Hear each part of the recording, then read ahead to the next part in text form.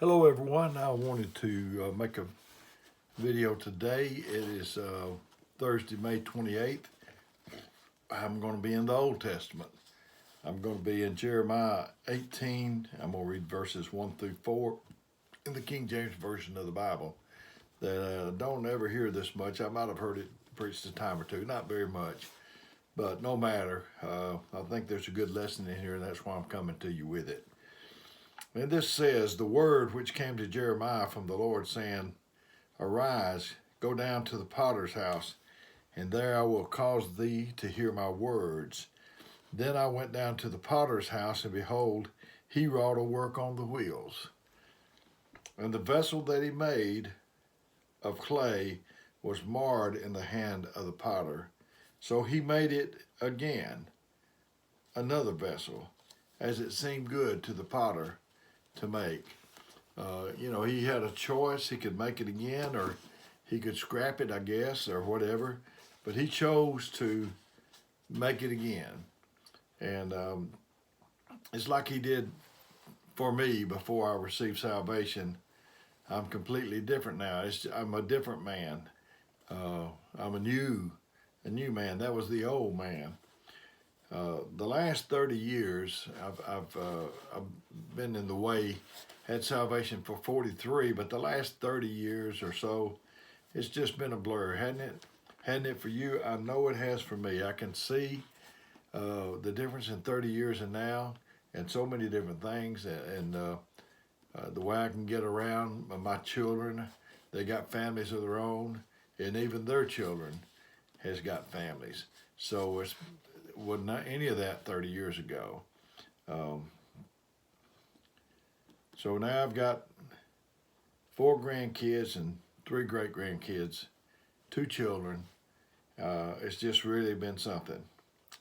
And I married all 4 of my grandkids. I had the privilege, the honor of marrying them, and it's just been unbelievable. Things have happened to me physically and spiritually in that length of time. It seemed like I don't hardly fit in any of the clothes I had 30 years ago. That's how much it's changed. Now we've been in this house for 30 years. That hasn't changed, but things around us have changed. The potter's wheel, when you're on the potter's wheel, it's not too comfortable a feeling. Have you noticed that when God gets ready to change you and do something with you, make something out of you, it's not comfortable. I've said very many times that if you're casual, you may wind up being a casualty. You just have to keep growing, stretching, pressing. And on the wheel, you may get some cuts and bruises, and it's not going to feel good, that's for sure, because you're spinning on the wheel. But you got to submit to the potter, just like submitting and being baptized that I told on another video. You don't have time to grieve. You can't take off 3 years from doing God's work because somebody didn't speak to you, because life is still coming at you, and there's people that still need help. So we just got to pick ourselves up and go on. Well, you don't get a break. You don't get a recess from life. It keeps moving. There are no rewind buttons. There's no pause buttons. There's no fast forward buttons. You just have to take it as it comes, the good and the bad. If you're going to cry, you're going to have to cry while you're going to work, because everything else is going to keep going. You may be down because you're crying, but everything else is not going to stop just because of that. It's like your foot getting stuck on a gas pedal. And it seemed like we were racing faster and faster, and no way to slow it down or stop it. It's like when I was a kid, we'd be on these merry-go-rounds, and they'd be going faster and faster and faster. I think there might have been a song. It said, "Stop the world and let me off."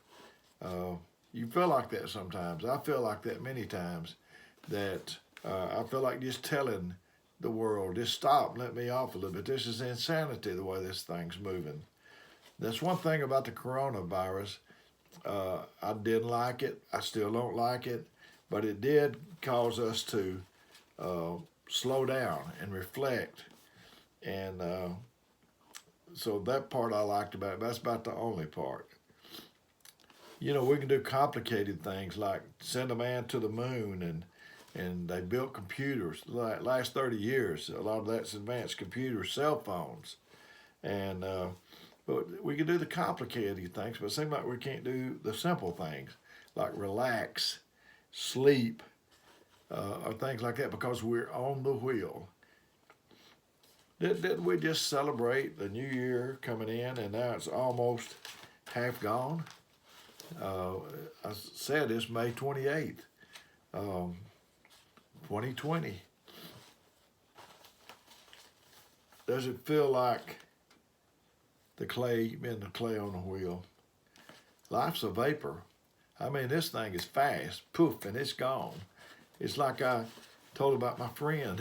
When he was a little boy, they would go over to somebody's house, and he'd get to playing with the little boy that was there, and his mother knew he was going to get carried away, and she'd tell him beforehand. She'd say, "Don't get too carried away. Don't drag out too much. We're not going to be here that long." She'd remind him maybe more than once. And so that's what God's saying to us. Life is a vapor. Don't drag out a bunch of stuff. Don't get too involved. We're not going to be here that long. And we're made by the spin of the cycle. It has to go fast to shape us. The clay, me, you, we don't get to control the spin of the cycle. It's controlled by the potter, and he knows what's best for us. You don't get to choose how you lose, what you lose, or when you lose it. You just have to, as part of being on the clay. You don't get to say, "Lord, could you come back? That's just not a good time for me." That doesn't work with the Lord.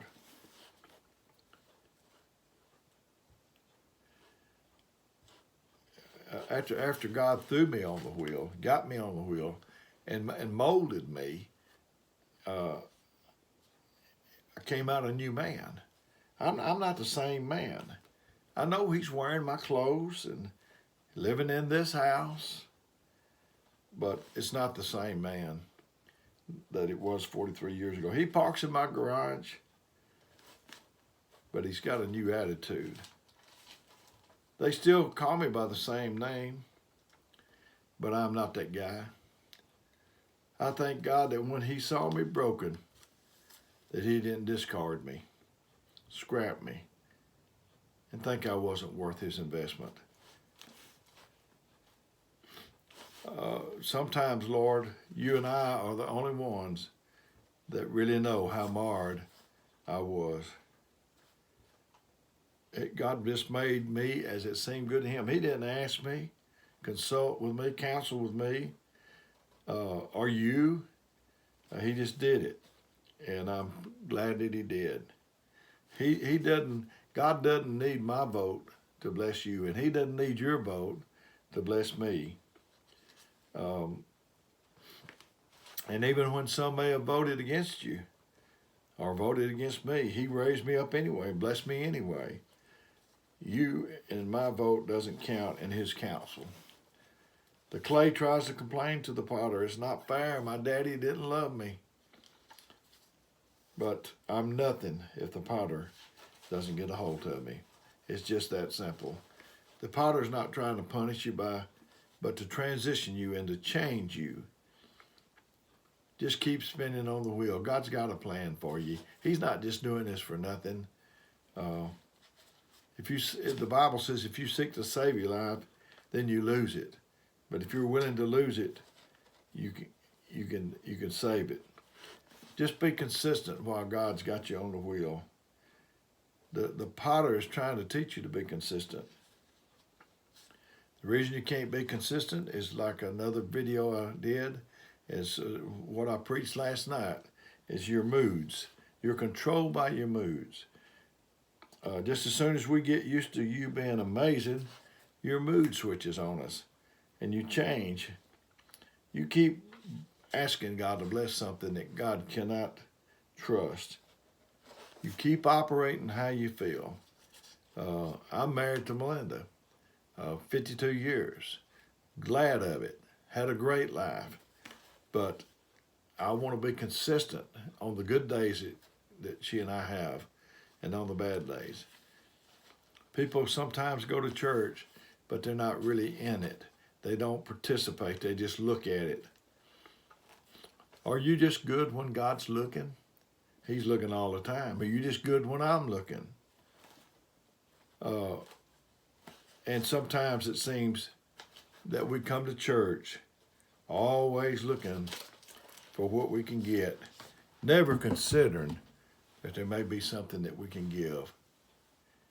I'm glad that God put me on the wheel, that He has thought enough of me to try to shape me into something that He can use.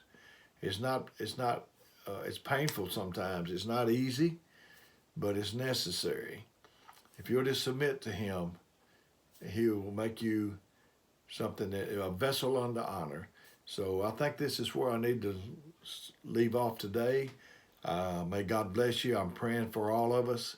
And we got to have a meeting last night, and it was good. And just pray that we can keep going back to church and serving the Lord like we love to do. Until next time.